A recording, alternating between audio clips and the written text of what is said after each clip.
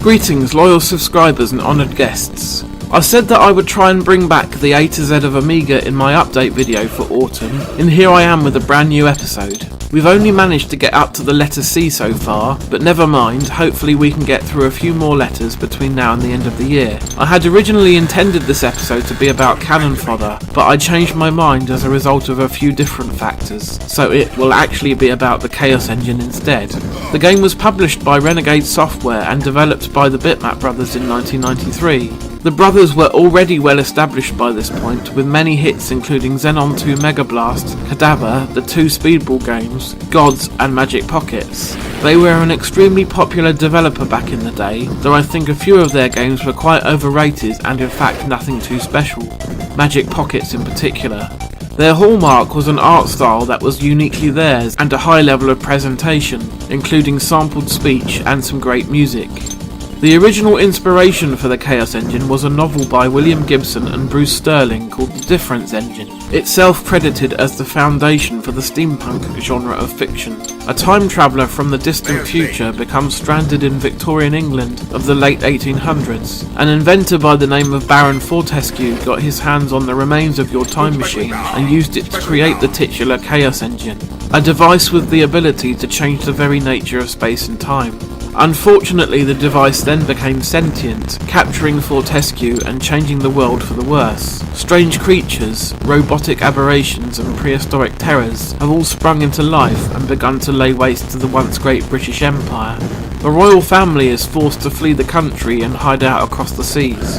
As the refugees flood into the rest of Europe, word begins to spread throughout the continent about the sorry state of the British nation, and a number of mercenaries come out of the shadows to do battle against the Chaos Engine's army of terrors and put a stop to it once and for all, for a price of course. This is where you and a friend step in and take control of one of 6 different character classes, each with different levels of firepower, speed, health and special abilities. The Navvy and Thug are the strongest of the bunch. The Brigand and Mercenary are solid all-rounders with a slightly faster movement speed, and the Gentleman and Preacher are the weakest, but they are the fastest and have more special weapon uses. They are hindered by low health though. At the most basic level, the Chaos Engine is essentially Gauntlet. You have similar maze-like levels, monster generators, keys that open up new routes, and simultaneous 2-player action. There are fewer levels than Gauntlet, that much is certain, but each of them are longer and more intricately designed than anything in the Atari Classic.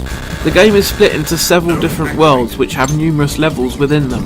Every couple of levels you will have the opportunity to spend any gold you've collected to upgrade your character's base statistics, which are capped depending on the strengths and weaknesses of the class you've picked, as I outlined earlier.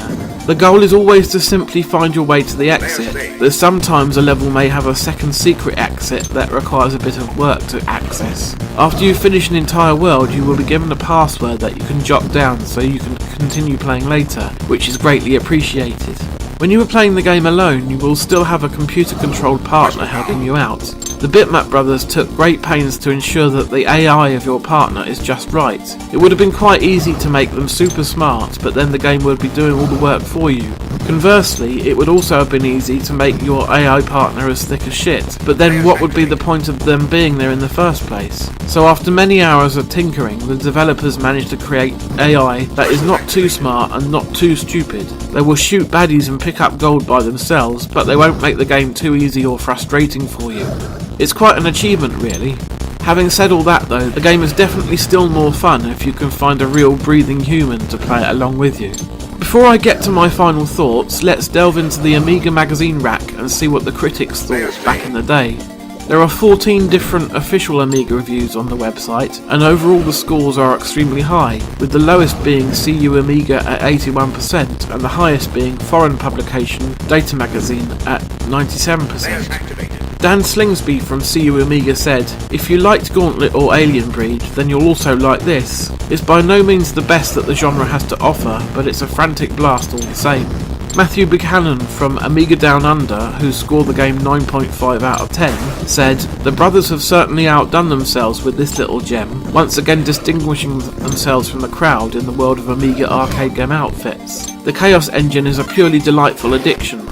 So where do my own thoughts fall on the spectrum of opinions? I am more inclined to agree with the second, stronger review. The Chaos engine is an Amiga game that I find myself returning to frequently. It is extremely easy to pick up and play, it's very highly polished with great graphics, a funky soundtrack and slick responsive action. It can start to get a bit repetitive after extended sessions, so that is why the passwords are such a great idea. You can play through a single world with a friend, then have a break and resume at a later date. This game has the feel of a console game. It is that accessible, and in fact it was ported over to the various consoles at the time, but the name was changed to Soldier of Fortune. I haven't spent much time with the SNES or Mega Drive versions so far, but I would imagine they run perfectly well. There was also a sequel, but I will save that one for a later date. Overall, I would definitely give the Chaos engine a solid 9 out of 10. It's a great blaster, full of top-class gameplay. Thanks for watching this third episode of the A-Z of Amiga. I'm sorry it has taken so long for it to appear.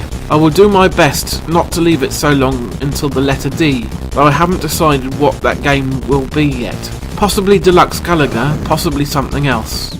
See you again soon, and in the meantime, take care.